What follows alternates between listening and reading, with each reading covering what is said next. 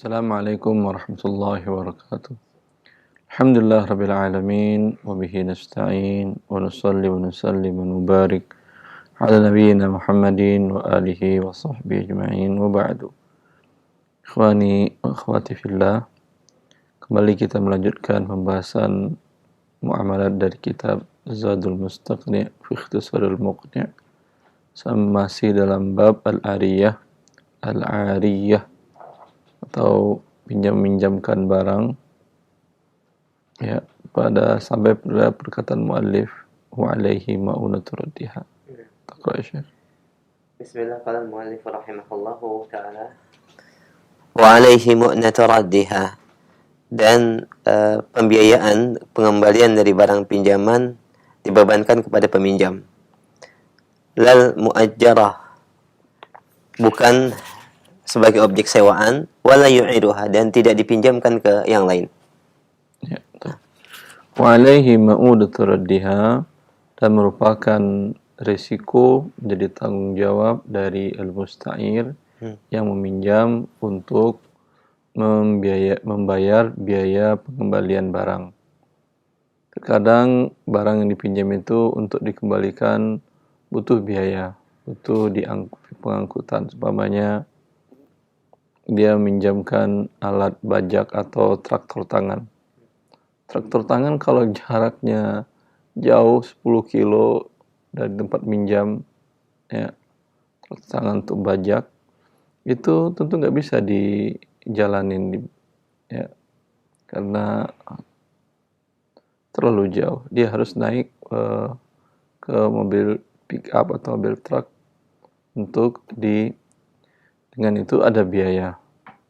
Maka ini siapa yang menanggungnya? Ketika Anda minjam dari seseorang, ya, muallif mengatakan ini yang menanggung biayanya adalah yang peminjam.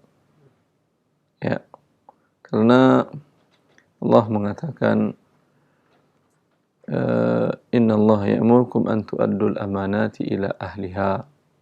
Sungguhnya Allah memerintahkan kalian untuk mengembalikan amanah kepada pemiliknya. Tadi Anda diamanahi oleh pemiliknya untuk menggunakannya untuk mengambil manfaat dari mesin traktor tangan tadi. Maka Anda berkewajiban untuk menyerahkannya kepada si yang meminjamkan tadi. Kemudian yang meminjamkan, dia dapat imbalan apa? Kan tidak dapat apa-apa. Kalau dia harus menanggung biaya pengembalian, ya, kalau umpamanya yang minjam bilang, nih ambil punya kamu, traktor kamu di sini, kalau enggak urusan kamu sendiri, saya enggak mau. Ini akan menutup bab pinjam meminjam. Kenapa? Kalau orang pasti tidak akan mau meminjamkan orang lain. Ya, saya sudah enggak dapat imbalan, tapi saya harus menanggung risiko. Ya. Kemudian Allah mengatakan ma'alal muhsinina min sabil. Orang yang telah berbuat baik tadi, ya, harusnya dia mendapatkan imbalan. Dia tidak mengambil imbalan tabarruk, ingin mengharapkan pahala dari Allah, maka dia tidak boleh lagi dibebani risiko dari barang yang dia sudah berbuat baik dengan barang tersebut. Ya. Lal muajjarah, berbeda dengan objek sewa. Kalau tadi dalam kasus traktor tangan, Anda menyewa dari pemiliknya jaraknya dengan rumah Anda 10 kilo.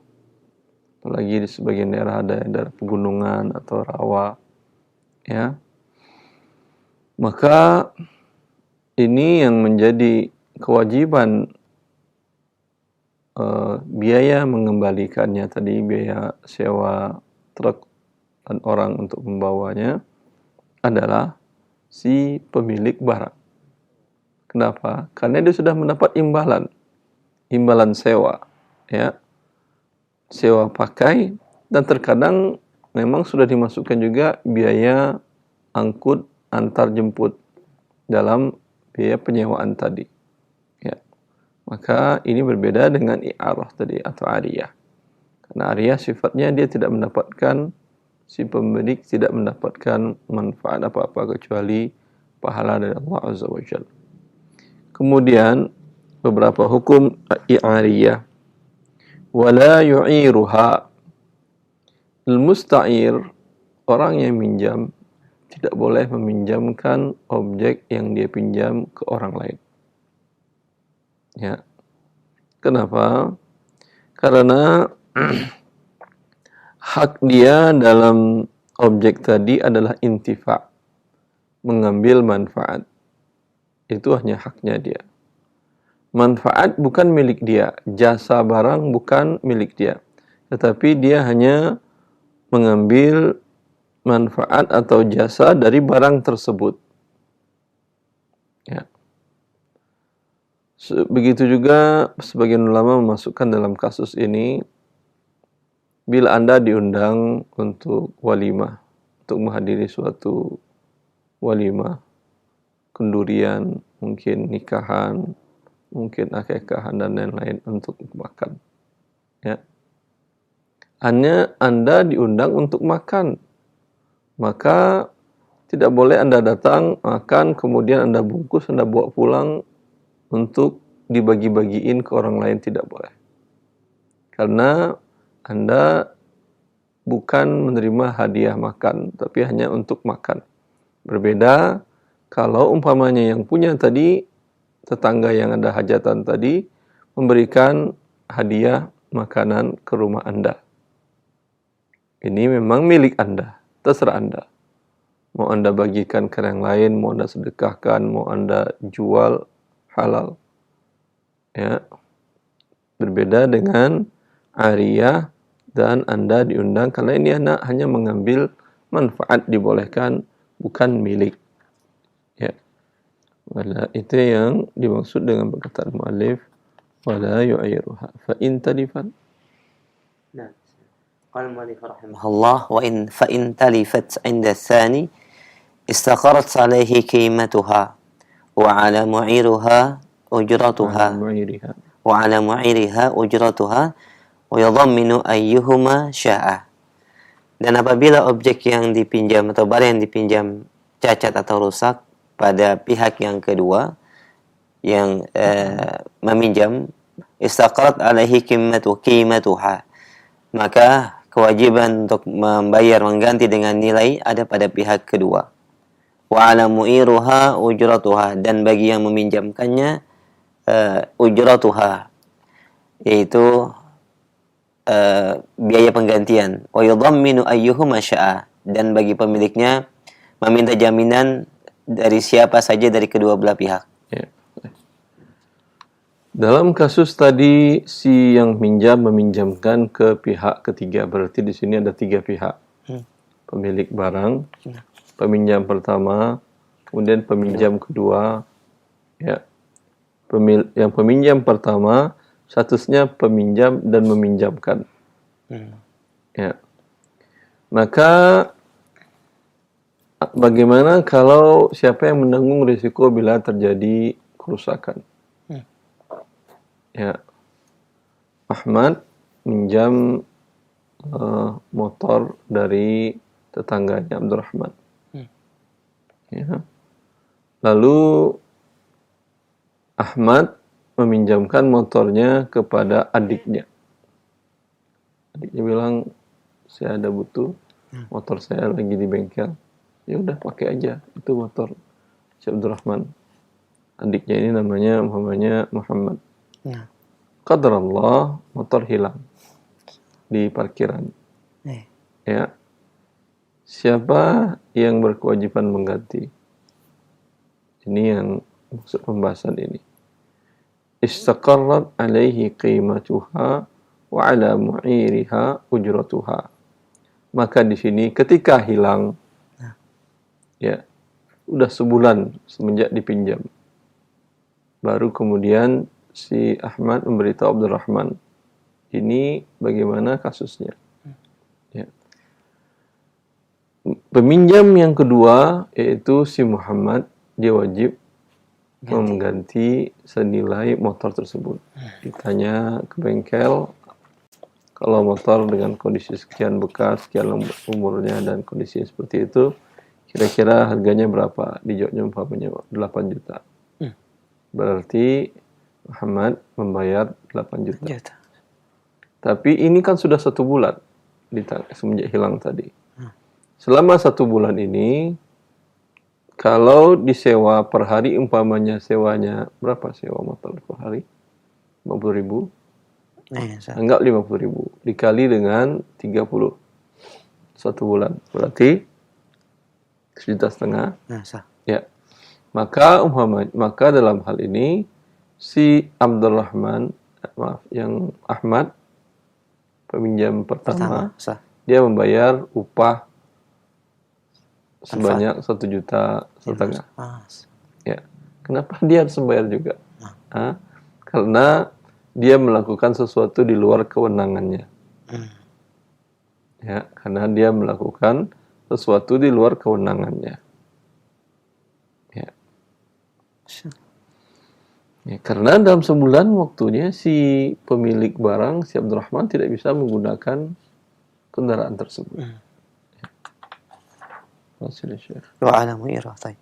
Wa yudamminu ayyuhuma syaa. Dan dalam kasus tadi pemilik barang si Abdurrahman tadi, ya, dia bisa minta jaminan kepada siapa saja. Berarti ada yang peminjam pertama yaitu Ahmad, ada peminjam kedua adik si Ahmad yaitu Muhammad.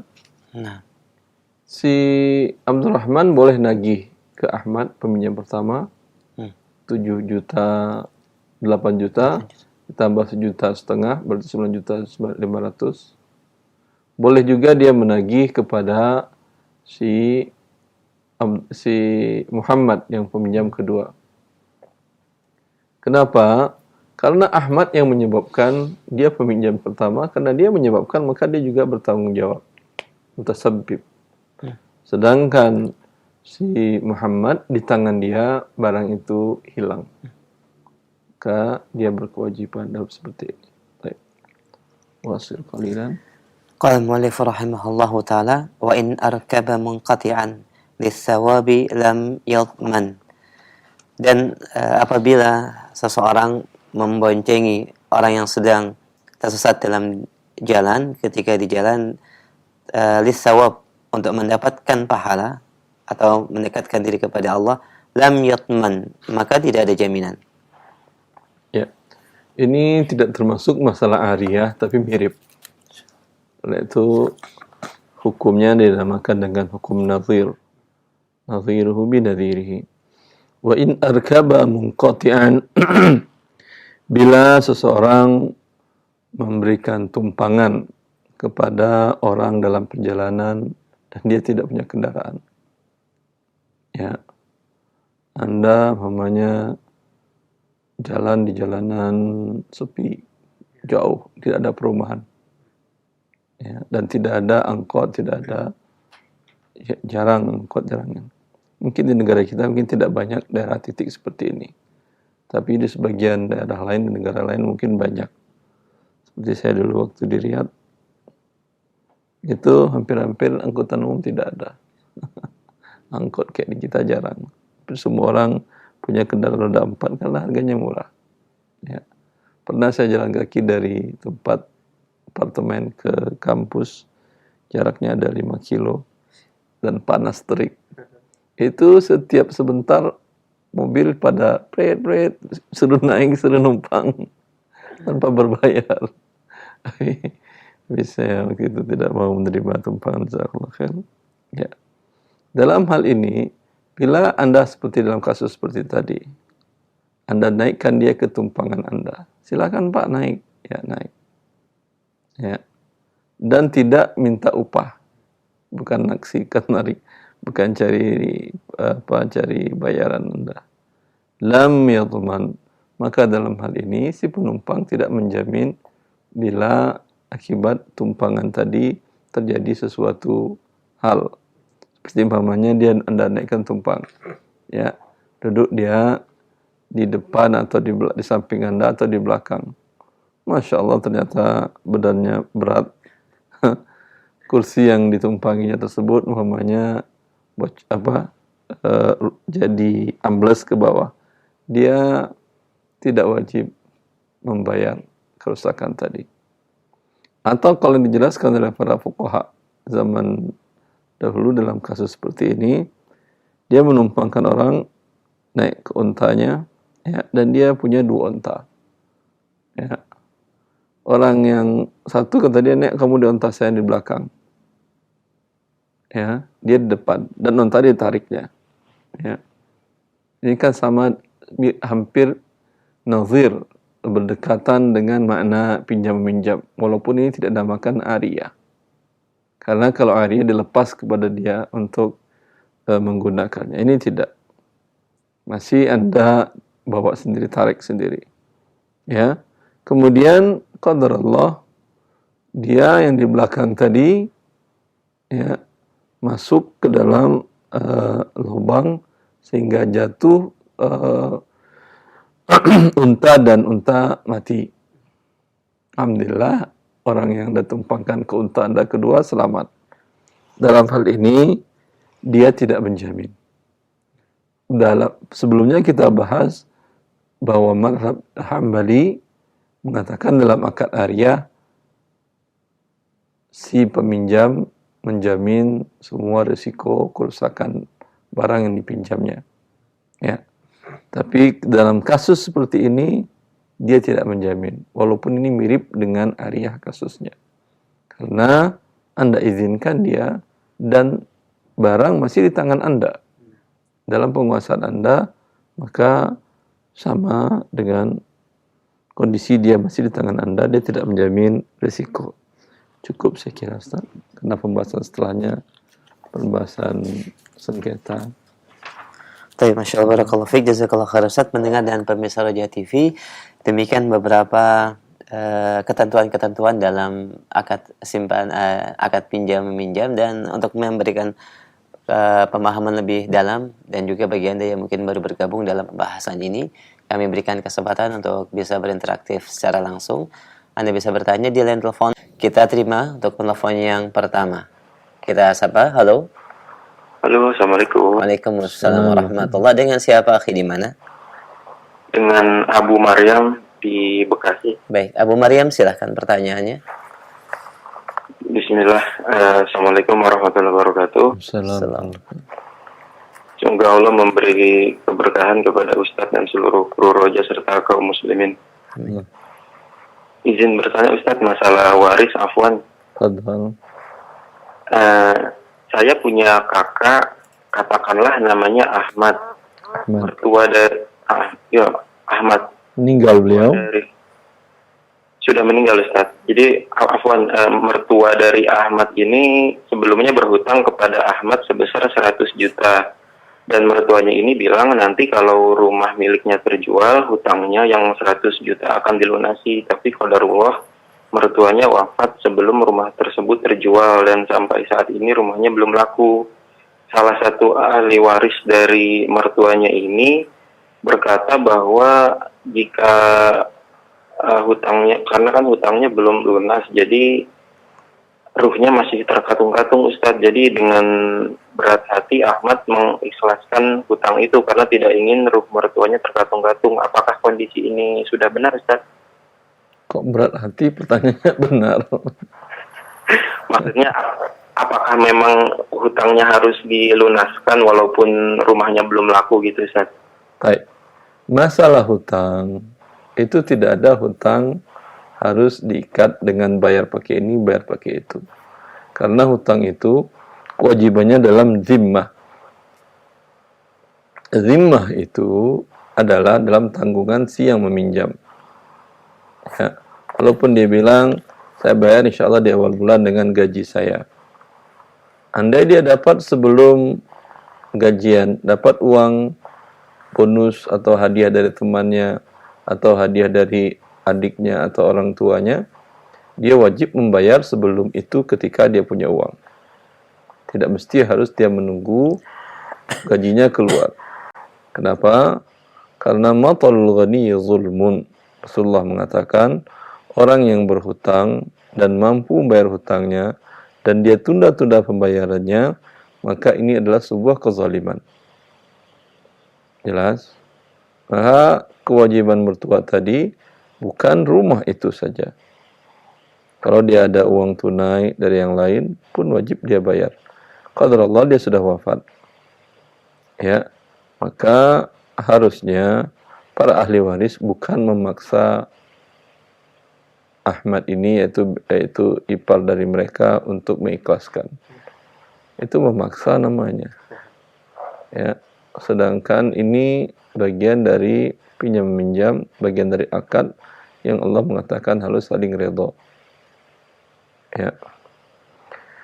Maka harusnya mereka membayarkan, tidak boleh satupun yang mereka bagi waris kecuali dia berikan. Dia bayar hutang dahulu. Bila hutang itu sama dengan harga rumah, tinggal dibalik namakan ke yang memberikan pinjaman tadi.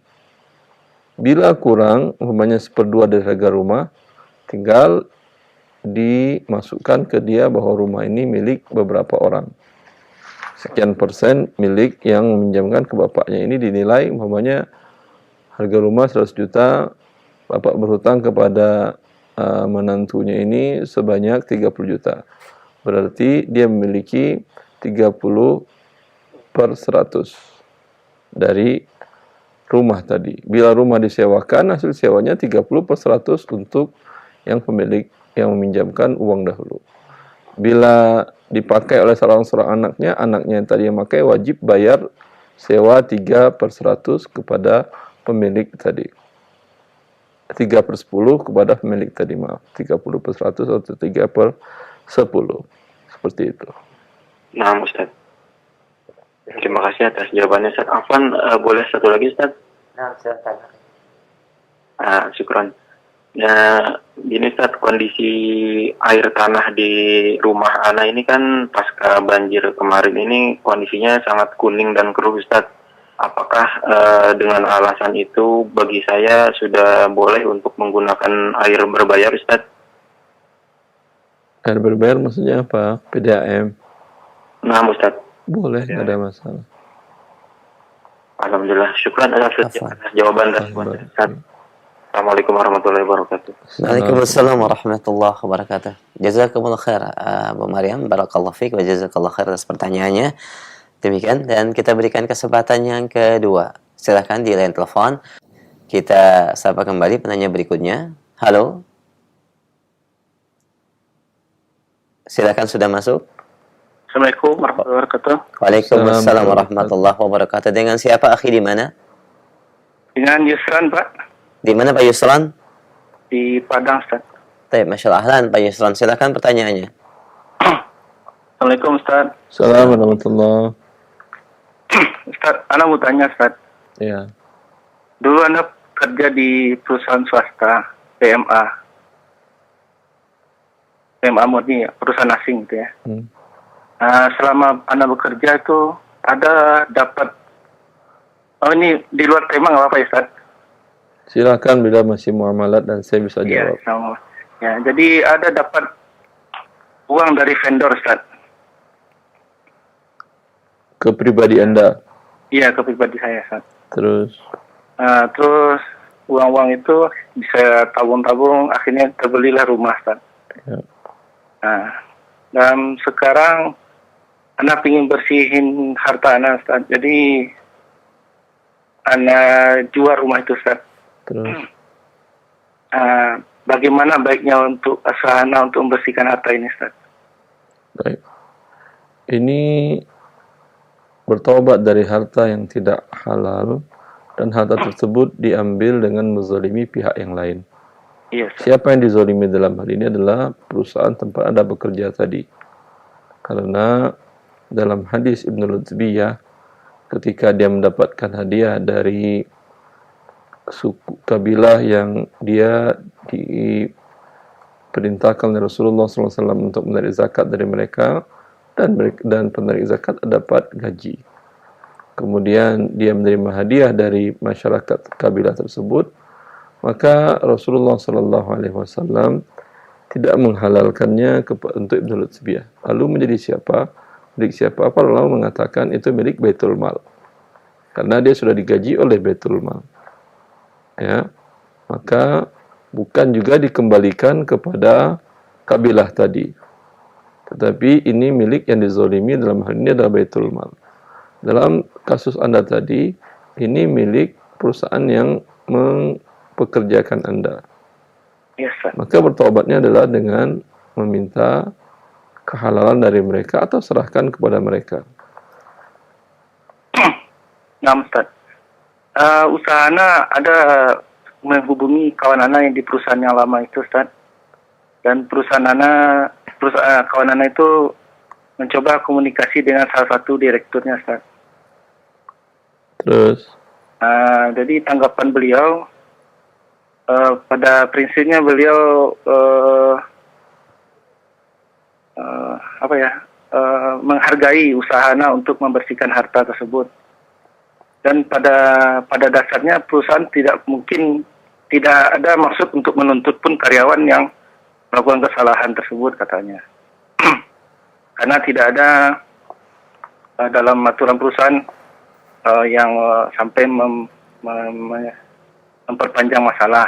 Dan kedua, untuk menyalurkan kembali ke perusahaan pun tidak ada salurannya, katanya. Karena secara akuntabilitas tidak ada cara untuk memasukkan kembali dana dari pihak luar ke ini. Baik, ini pemilik perusahaan orang asing semua dan jumlah TBK. Iya. TBK. Ya.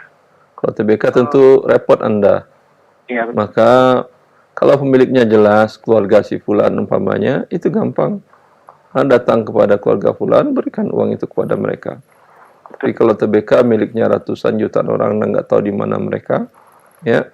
Maka dalam hal ini sedekahkan uang tadi atas nama para pemiliknya. Itu yang ketika salah seorang tabi'in atau sahabat, saya lupa, beliau didatangi salah seorang yang ikut dalam perang dan dia melakukan ghulul, mengkorupsi harta rampasan perang sebelum dibagi. Ya. Itu kan milik orang-orang yang terzolimi tadi. Lalu kemudian pemimpin tadi mengatakan, sedekahkanlah atas nama orang-orang yang kamu zalimi tadi. Karena ini milik semua peserta, semua mujahid yang ikut dalam perang tadi yang diambilnya. Maka itu repotnya kalau mengkorupsi sesuatu milik orang banyak. Maka dia mengatakan, saya berikan untuk nama siapa ini sedekahnya? Karena jumlah mereka banyak, saya nggak hafal jumlah ikut perang itu berapa. Ya, maka kata pemimpin tadi, sedekahkanlah atas nama yang ikut perang tadi. Walaupun kamu tidak tahu, tapi Rabb mereka tahu siapa mereka. Karena dalam kasus tadi juga begitu, juallah, kemudian uangnya berikan kepada fakir miskin atau kemaslahatan umum. Niatkan sedekahnya atas orang-orang pemilik, para pemilik perusahaan tadi. Allah mengetahuinya. Ustaz, untuk ini Ustaz, memperjelas saja Ustaz. Mengenai jumlah kan, anak kurang tahu pasti berapa, soalnya sudah tercampur juga dengan harta yang dari anak sendiri Ustaz. Maksudnya, apakah langkah untuk mensedekahkan itu sampai ukuran seberapanya itu, Ustaz? Anda perkirakan, keluarkan. Nah, Ustaz. Baik, demikian Pak pertanyaannya. Jawabannya baik, Masya Allah, Alhamdulillah. Assalamualaikum warahmatullahi wabarakatuh. Waalaikumsalam warahmatullahi wabarakatuh. Jazakallah khair Pak, barakallah fiik. Dan ya, ini sedikit himbauan Ustaz. Silakan Ustaz. Memang sering kasus ini, saya nggak tahu. Di negara kita, ketika ada seperti yang Pak Yusron, beliau pegawai swasta, atau bahkan di pegawai negeri. Ketika para pegawai ini bertobat ingin mengembalikan hak yang dizoliminya dari tempat dia bekerja, itu mereka menolak. Karena tidak ada di pencatatannya. Nah, ya ini para penanggung jawab ini, para HRD ini, pada bagian ini berarti mereka mengkhianati pemilik. itu kan tinggal wallahu alam, tidak ada pencatatan akuntansinya segala macam. Nah. Tapi itu kan milik orang perusahaan tadi. Tinggal dibuatkan aturannya. Dan pemerintahan juga seperti itu. Bila ada umpamanya salah seorang oknum pegawai pemerintahan yang tugaskan keluar kota dan ada kelebihan dana perjalanan biaya perjalanan dinas. Itu kalau ingin dikembalikan, para atasannya tidak mau menerima. Berarti ini para atasan tidak amanah. Ya, harusnya wallahu taala alam tinggal dibuatkan rekening khusus. Rekening umpamanya pengembalian dana yang taubat atau segala macam.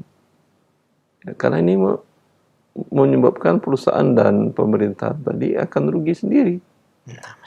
Dan kita nggak tahu orang seperti ini mungkin banyak.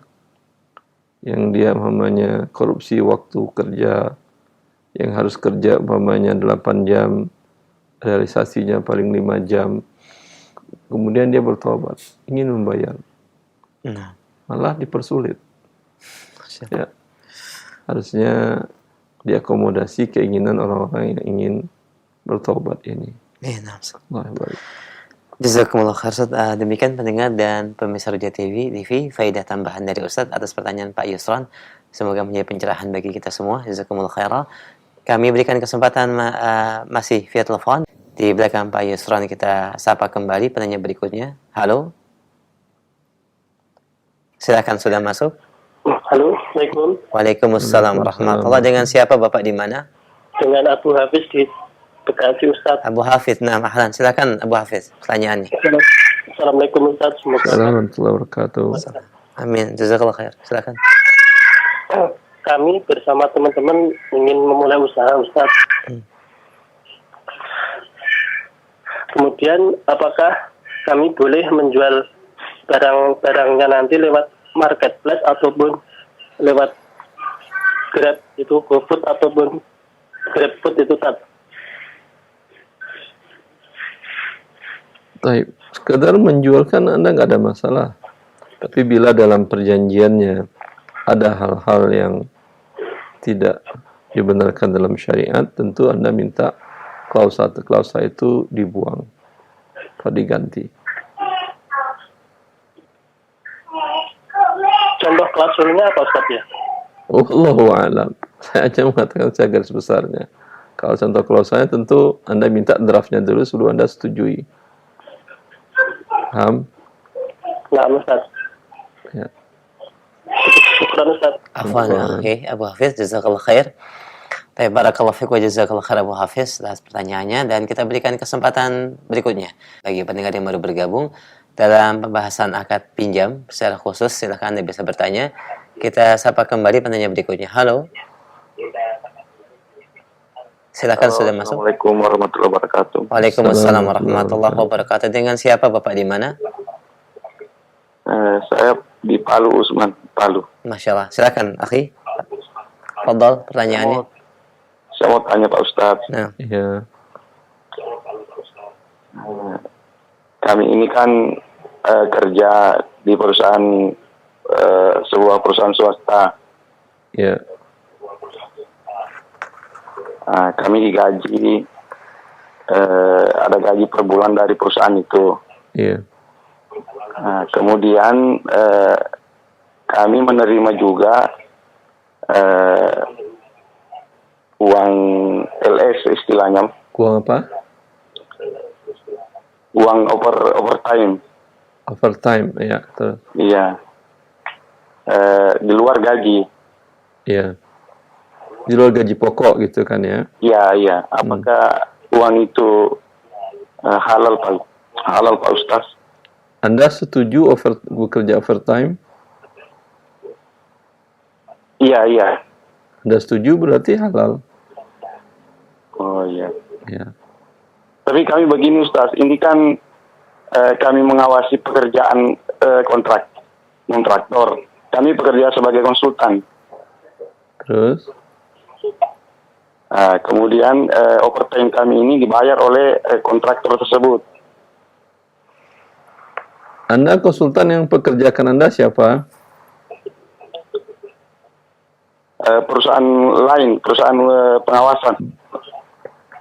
Ya, bukan kepada kontraktor itu kan ya? Bukan. Berarti bukan gaji namanya itu.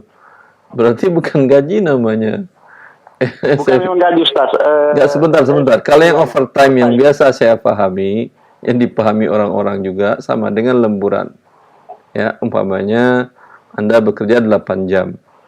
Ternyata hari ini pekerjaan harus menuntut Anda hadir sebanyak 10 jam. Berarti ada kelebihan 2 jam. Ya, 2 jam ini ya tentu digaji oleh perusahaan yang mempekerjakan Anda. Biasanya kalau istilah overtime seperti itu. Tapi kalau Anda ini dibayar kelebihannya oleh pihak kontraktor, padahal dia bekerja untuk mengawasi mereka, ini bagian dari riswah, tidak boleh Anda terima. Kecuali pihak kontraktor tadi membayarkan ke perusahaan yang menggaji Anda. Kemudian perusahaan Anda yang sebagai pengawas yang memberikan tambahan gaji kepada Anda karena Anda bekerja lebih dari waktu yang disepakati. Oh iya, Ustaz. Karena kami biasa bekerja, Ustaz, sampai pagi. Masya Allah. Nah, Jelas ya? demikian Bapak. Iya. Baik, Masya Allah. Barakallahu fiik wa jazakallahu khair atas pertanyaannya. Terima kasih, Ustaz. Allah barik Nah. fiik. Assalamualaikum warahmatullahi wabarakatuh. Baik, kami berikan kesempatan kembali masih via telepon sebelum kami angkat dari pesan singkat untuk penanya berikutnya. Baik, halo. Silakan, sudah masuk. Halo. Assalamualaikum. Waalaikumsalam warahmatullahi wabarakatuh. Dengan siapa Bapak di mana? Dengan Abu Ridho nih di Serang. Abu Ridho, silahkan pertanyaannya. Iya. Assalamualaikum, Tat. Assalamualaikum warahmatullahi wabarakatuh. Tat, ini begini ceritanya Tat ya. Ya. Ini Bapak Ana nih kan meninggal ya tahun 89 Tat ya. Sebentar, ini mau bagi waris.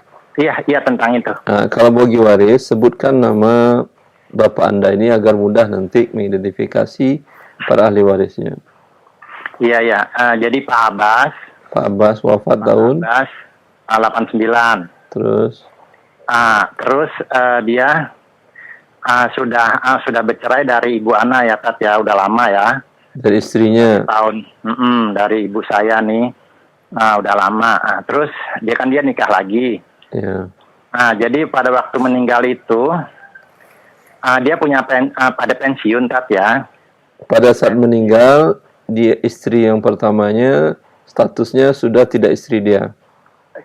Iya, udah bercerai, udah lama bercerai. Ya. Berarti pada saat dia meninggal, istri kedua statusnya masih istri. Iya, Terus? istri, punya anak ya. Terus jadi setelah meninggal itu, kan itu pensiunan veteran Tat ya.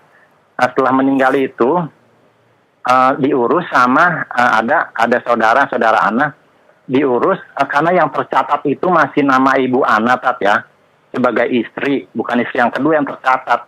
Nah, jadi diurus atas nama pensiunnya itu Ibu Ana Tat gitu Tat. Nah, padahal udah bercerai kan gitu. Nah, terus jadi selama berapa tahun ini Anda baru sadar kemarin tahun 2019 nih. Nah, terus jadi apa namanya tuh dimakan sama Ibu Ana gitu pensiunnya. Yang istri yang kedua itu yang statusnya masih istri sama anaknya ada 2. Itu anak 2 ini dari Bapak Anda juga, dari Pak Abbas? Iya, dari istri yang kedua. Iya. Kalau dari Ibu Ana anaknya 3. Terus jadi gitu Tat, sampai tahun 2019 itu berapa tahun itu? Hampir 20. 30 tahun. 30. Itu dimakan terus sama Ibu Ana. Jadi waktu Anda baru sadar lah tuh tahun 2019 itu. Nah, jadi ini bagaimana nih Tat nih? Kalau Anda pikir ini seharusnya kan Ibu Ana nih nggak dapat Tat ya. Cuma ini kan atas nama Ibu Ana itu pensiunnya gitu Tat. Nah, ini gimana nih Tat? Gitu. Tinggal Ibu Anda meminta kerelaan, kehalalan dari yang istri kedua tadi. Paham? Iya, iya. Minta kehalalan. Kalau dia tidak menghalalkannya, diganti. Terus untuk yang selanjutnya, Tat, ini kan masih berjalan nih, pensiun nih. Jadi Ana sejak itu tuh bilang sama ibu Ana, ini dibagi atas nama Ana sama kakak Ana tuh bertiga, sama anak dari itu sama istri yang kedua itu Ana bagi gitu, Tat. Dan pembagiannya Ana dapat tuh setengah-setengah gitu, Tat. Kenapa Jadi setengah-setengah? Iya, dari perhitungan itu, Tat, istri kan Ini hak waris. Hak waris berarti istri kedua mendapat 1/8. Iya. Ya, udah dihitung seperti itu. Udah. Anaknya berapa dari 2 istri tadi? Anak Pak Abbas? 5. Lakinya 2. 2 laki. Perempuannya 3. 3, 2 laki, 4 tambah 3, 7. Iya, betul. Ya. Berarti anak laki-laki 2/8, istri 1/8, anak perempuan 1/8. Terus? Ya, jadi pembagiannya udah dapat lah itu setengah-setengah lah itu istri kedua sama anak. Enggak ada setengah-setengah. Bukan, maksudnya 1/8 anak perempuan dan istri. Anda dan laki-laki yang anak laki-laki Pak Abbas 2/8. Mana yang setengah-setengah? Maksud anak tuh setengah dari pensiun itu, Tat, bagian. Semua pensiun, bukan setengah-setengah. Iya, paham. Nah, terus itu gitu, Tat, ya udah dibagi gitu sesuai itu tadi sampai sekarang, Tat. Nah, ini Ana mau meyakinkan aja itu udah bener belum, Tat, seperti itu. Sudah saya sampaikan salah. Dibagi 8 pensiunan tadi. Iya. Istrinya 1/8, anak perempuan 1/8, anak laki-laki 2/8. Jelas? Ya. Baik. Demikian. Jadi dibagi terus, Tat, ya sampai itu ya sampai pensiun itu berakhir gitu nanti, Tat, ya. Iya. Iya. Oke, ya, Tat. Baik. Alhamdulillah, jazakallah khair, akhi. Nah, barakallahu fiik wa jazakallahu khair atas pertanyaan, dan demikian jawabannya, semoga bermanfaat. Baik, kita angkat kembali selanjutnya pertanyaan dari pesan singkat yang sudah banyak masuk. Kami tidak angkat seluruhnya, sebagiannya diantaranya. Assalamualaikum warahmatullahi wabarakatuh. Dari Akh Indra di Mampang Perapatan. Ustaz, apakah halal harta istri yang bekerja yang tidak diizinkan bekerja oleh suaminya? Jazakallahu khair. Istri bekerja tapi suami tidak meredhakan. Enak. Apakah gajinya halal? Baik. Ini keharamannya tidak pada zatnya. Ya. Bila pekerjaannya adalah pekerjaan yang halal, tetapi dia melanggar hak suami. Ya. Maka dia berdosa karena melanggar hak suami, ya. Tapi tidak berdampak kepada kehalalan gajinya. Bila akad gajinya tidak ada di situ persyaratan keridhaan suami. Izin dari pihak suami. Alhamdulillah. Jazakumullah khair. Demikian Akhi Indra di Mampang. Jazakallah khair wa barakallahu fiik. Kami angkat kembali pertanyaan dari pendengar kita di Bekasi. Assalamualaikum warahmatullahi wabarakatuh. Kita memiliki usaha dagang atau toko dengan suppliernya. Ada yang muslim dan ada yang non-muslim. Namun supplier non-muslim memberikan harga jauh di bawah harga supplier muslim dan mendapatkan pelayanan yang diantar gratis dari tokonya. Pertanyaannya, apakah boleh bagi kita memilih supplier non-muslim untuk mengambil barang tersebut? Karena belanja untuk toko jumlahnya cukup banyak dan dalam jangka waktu yang panjang. Sebagai pedagang juga memikirkan biaya-biaya yang dikeluarkan, Ustaz. Bagaimana pandangan Ustaz? Jazakallahu khair. Allah barik fiik. Hukum asalnya bermuamalat dengan non-muslim atau orang kafir dibolehkan. Ya. Rasulullah SAW bertransaksi dengan orang Yahudi dan orang kafir di masanya. Ya, selagi transaksi Anda dengan dia adalah transaksi yang halal. Baik. Nah, Masya Allah. Jazakumullah khair. Demikian pendengar yang bertanya di Bekasi. Barakallahu fiik. Kami angkat kembali pertanyaan berikutnya. Masih dari Bekasi. Assalamualaikum warahmatullahi wabarakatuh. Ustaz, bolehkah saya menawarkan barang dagangan milik teman dengan seizin teman saya? Kemudian saya tawarkan ke orang lain, dan apabila ada yang berminat, baru saya beli barang teman tersebut, Ustaz. Kalau Anda menawarkan kepada konsumen Anda bukan akadnya jual beli, boleh. Ya. Karena Anda dengan teman pemilik barang, itu akadnya jual beli. Dan Rasulullah mengatakan ketika Hakim bin Hizam, dia seorang pedagang. Ya Rasulullah, seorang datang kepadaku ingin membeli barang yang tidak ada padaku. Artinya sedang habis stoknya di tokonya. Bolehkah aku jual kepada dia, lalu aku beli ke pasar? Kata Rasulullah, jangan jual barang yang belum menjadi milikmu. Kapan barang menjadi milik Anda? Yaitu boleh dijual setelah Anda beli dengan akad dan Anda terima barangnya. Sedangkan Anda tadi dengan produsen pemilik barang tidak ada akad jual beli. Hanya dia bilang, boleh jual barang saya, boleh kamu jual. Tapi ketika Anda ambil, dia larang, harus bayar dulu. Berarti dia ngomongnya boleh jual itu nggak ada artinya. Tidak ada konsekuensi Anda boleh menjualkannya. Ya. Maka sekedar Anda menawarkan kepada konsumen Anda dan bukan jual beli. Apa artinya? Tidak ada akad.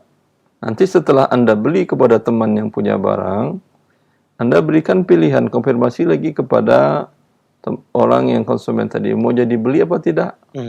Kalau dia jawab jadi, berakadlah pada waktu itu, karena barang sudah di tangan Anda dan sudah Anda beli dengan akad.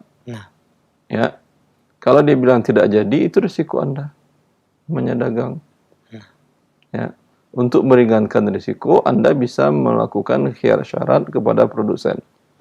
Mumpung teman, ini saya beli ya, tapi dalam waktu tempo 3 hari, kalau konsumen saya batalin, saya boleh batalin lagi, ini saya kembalikan, uang saya ambil.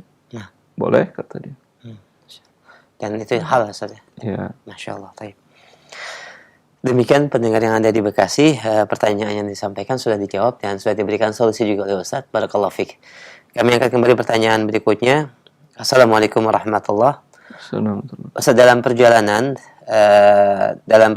di dengan angkutan umum, saya memberi tumpangan gratis kepada seseorang dan takdir Allah kami mengalami kecelakaan yang mengakibatkan luka, Ustaz. Apakah saya ikut tanggung jawab atas penumpang yang saya bawa tadi? Ulangi. Saya pertanyaannya, dalam perjalanan di sini tidak disebut ada yang ada translate bahasa yang mungkin berubah, tapi saya bacakan sebagaimana yang saya terima. Assalamualaikum Ustaz, perjalanan dengan angkutan umum, saya memberi tumpangan gratis kepada seseorang. Sebentar, tumpang umum Anda berikan gratis ke seseorang, gimana caranya? Dibayarkan mungkin Ustaz. Dia membayar. Tapi gratis. Jadi tidak bayar. Dan dibayarkan sama dia. Apakah itu bermakna memberikan tumpangan? Assalamualaikum Ustaz, dalam perjalanan dengan angkutan umum, saya memberi tumpangan. Dalam perjalanan angkutan umum Anda naik bus atau naik pesawat atau naik kapal laut, terus memberi tumpangan gratis kepada seseorang. Anda berikan tumpangan gratis, gimana caranya Anda berikan tumpangan? Kecuali Anda beli 2 seat, lalu 1 Anda berikan kepada orang lain. Terus Qadarullah kami mengalami kecelakaan yang mengakibatkan luka. Apakah saya ikut tanggung jawab atas penumpang yang saya bawa tadi? Yang saya bawa tadi tanggung jawab. Wallahu a'lam, saya nggak bisa memahaminya. Tetapi ya, kalau dalam tumpangan umum berarti ini sudah masuk include jasara harja. Bila jasara harja, kalau tadi Anda beli tiket atas nama Anda, berarti klaim asuransinya itu untuk Anda. Ya. Apakah Anda harus memberikan uang klaim asuransi kepada dia, itu terserah Anda. Demikian pendengar yang bertanya, demikian yang bisa kami pahami dari pertanyaannya. Semoga. Tapi setahu saya ini nggak cair klaim asuransinya. Karena namanya dengan nama korban berbeda. Berbeda. Jazakumullah khairan. Kami angkat kembali pertanyaan berikutnya dari Ibu Ida di Jakarta. Ustaz, suami saya meninggal 5 tahun yang lalu. Bagaimana cara pembagian warisan? Anak kami 2 perempuan. Kemudian orang tua suami sudah tidak ada. Sebelum suami meninggal. Suaminya, Ustaz. Suami dari Ibu Ida. Suami Ibu Ida berarti istri. Nah, istri, Ibu Ida sebagai istri, 2 anak perempuan. Dan orang tua suami sudah tidak ada. Terus? Suami memiliki 2 saudara sebentar. Ini ahli warisnya istri 1/8, anak perempuan 2/3. Nah, Berarti ada sisa 24, kemudian 3, 8, 16, sisa 5. suami punya 2 saudara perempuan dan 1 laki-laki. Ya, sisa 5 ini laki-lakinya 2 bagian, perempuannya 1 bagian, 1 bagian dibagi 4. Yang 5 bagian tadi. Baik, Masya Allah. Demikian Ibu Ida, pertanyaan tentang warisan sudah dijawab. Barakallahu fiik, jazakallah khair. Demikian beberapa pertanyaan dari pesan singkat. Kami terima kembali selanjutnya pertanyaan dari via telepon. Bagi para pendengar yang ingin bertanya secara langsung dalam bab akad pinjam secara khusus, kita persilahkan. Baik, halo. Halo, Assalamualaikum. Waalaikumsalam warahmatullahi. Dengan siapa, di mana, Ukhti? Dengan Ibu Fani. Ya, Ibu Fani, di mana Ibu Fani? Di Jiang sana. Baik, silahkan pertanyaannya. Pak Ade saya meninggal. Pak D ya? Ya. Namanya siapa Pak D itu? Pak DB. Pak DB. Pak DB, taib. Ya. Terus. Pak Tahun DB. berapa dia wafat? Nah, kalau saya kecilin TV-nya dulu. Nah, Hasan. Iya. Dia wafat tahun berapa Pak DB tadi? Kenapa, Ustaz? Wafatnya tahun berapa? Wafatnya tahun kemarin berapa ya? Anggaplah tahun 2010, Ustaz. Kok kemarin 2010? Iya. 2019 kemarin. Sampai 2020. Afan, ini kami lupa, Ustaz. Ya, 2010. Terus Ya. Adik saya ini tidak mempunyai anak. istri? Istri tidak ada, Ustaz. Tidak ada atau sudah meninggal atau bercerai? Iya, Atau sudah tidak? meninggal. Sudah meninggal. Kemudian nggak nikah Tidak lagi? mempunyai anak, enggak menikah lagi. Baik. Ya. Pada saya ini kakak ibu saya. Bapak ibunya si Pak D ini Ya, masih Pak hidup? Ade. Nggak ada, Ustaz, udah meninggal. Sudah Jadi meninggal. pada saya ini mempunyai 3 saudara. Saudaranya masih A sebentar. sudah meninggal, ya. Yang masih A. hidup jangan si A, Nggak si A. ada. Di 2010 pada saat si Pak D itu meninggal, berapa orang saudara kandungnya laki-laki dan saudari kandungnya yang perempuan yang masih hidup? 1, Ustaz. Pada A. Laki atau B? Laki atau Pada A, perempuan? Laki-laki. Semuanya harta milik dia. Siap, Ustaz. Jadi ponakan yang dari ibu saya, misalnya anak dari ibu saya itu nggak dapet, Ustaz. Semuanya milik saudara laki-laki yang masih hidup. Siap, Ustaz. Ya. Wa huwa yarithuha, kata Allah Azza wa Jalla, illam yakun laha walad. Dan saudara laki-lakinya mewarisi seluruh harta dari yang meninggal bila yang meninggal itu tidak punya anak. Ya, siap, Ustaz. Terus mohon maaf ini, Ustaz, anak-anak tadi saya ini mau ngasih tanah ke kami gitu, anak-anak dari ibu saya, dari ibu. Ngasih hibah, hadiah begitu? Iya. Boleh. Tapi kalau waris tidak ada. Siap, ya. Ya. Demikian Ummu, Bapak Ani. Ya. Ya. Baik, alhamdulillah. Cukup, terima kasih. Alhamdulillah, baik. Barakallahu fiik wa jazakillah khair Bapak Ani. Baik, alhamdulillah. Demikian kita angkat kembali, masih kita berikan kesempatan untuk bertanya di line telepon. Baik, pendengar berikutnya. Halo. Silakan, sudah masuk. Assalamualaikum. Waalaikumsalam warahmatullahi. Dengan siapa Bapak, di mana? Muhammad di Medan. Silakan Pak Muhammad. Ustaz mau tanya, saya beli aplikasi pembayaran set 3 juta. Itu bisa membayar beli pulsa, beli tiket atau pembayaran listrik. Di situ juga bisa juga untuk top up OPPO. Lalu aplikasi ini bisa dijual ke orang lain. Apa halalkah saya jual? Aplikasi ini apa, Pak? Maksudnya program di komputer atau di handphone, smartphone, atau dalam bentuk benda diberikan kepada dari si pembuatnya kepada pembelinya? Bisa di handphone, bisa di laptop. Dia berarti bentuk program. Ya. Bagaimana cara menjualnya?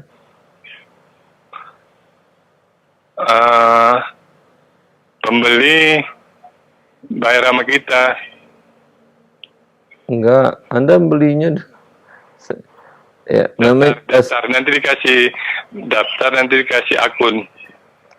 Anda kalau buka rekening di bank syariah, atau manapun juga, ya, otomatis dapat mobile banking gratis.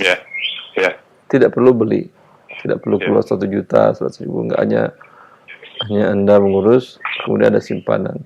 Dapat pelayanan mobile banking. Mobile banking tadi ada fitur pembelian, ada transfer, bisa melakukan banyak hal. Sama dengan yang Anda beli tadi. Terus?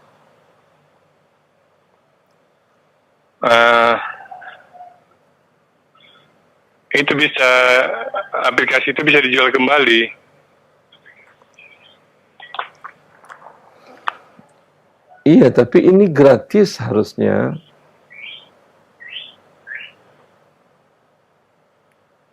Wallahu a'lam. Anda sampaikanlah kepada calon pembeli agar dia tidak tertipu. Kalau Anda kan, wallahu a'lam, saya nggak tahu apakah tertipu atau tidak.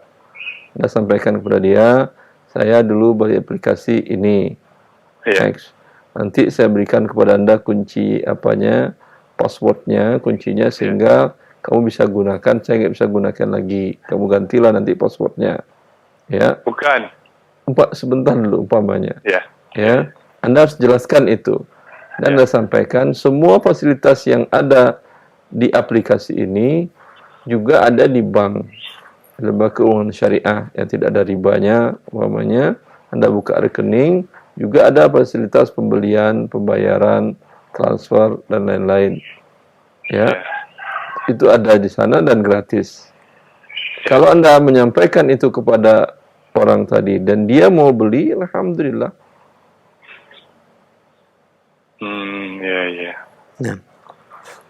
Tapi di situ ada top up untuk Oppo, kan itu. Di transfer di mobile banking juga ada top up untuk e-wallet, ada e-money, ada. Kan penggunaan Oppo haram, Ustaz. Haram itu ketika ada diskon. Ya. Kalau ada nasabah mau top up ke kita apa? Nggak ada masalah, dia top up nggak ada masalah. Yang bermasalah itu ketika dia menggunakan. Oh begitu. Demikian Bapak. Jadi ketika dia top up ke kita, kita tidak berdosa? Tidak. Oh ya udah, terima kasih Ustaz. Baik, Waalaikumsalam warahmatullahi wabarakatuh. Jazakallah khair Pak, barakallahu fiik. Dan ini merupakan pertanyaan terakhir kami di kesempatan pagi ini sebagai ikhtitam, Ustaz, silakan. Ya. Semoga kita kaum muslimin selamat di dunia ini, tidak tertipu, tidak merugi di dunia dengan mengetahui syariat-syariat Allah, dan semoga dengan itu Allah meridai kita dalam harta yang kita dapat dan yang kita belanjakan, yang bisa mengantarkan kepada keridhaan Allah dan kecintaannya, yang mendapatkan posisi yang tinggi di sisi Allah. Wallahu a'lam. Taufiq. Wassallallahu nabiyana Muhammad wa alihi wa sahbihi wasallam.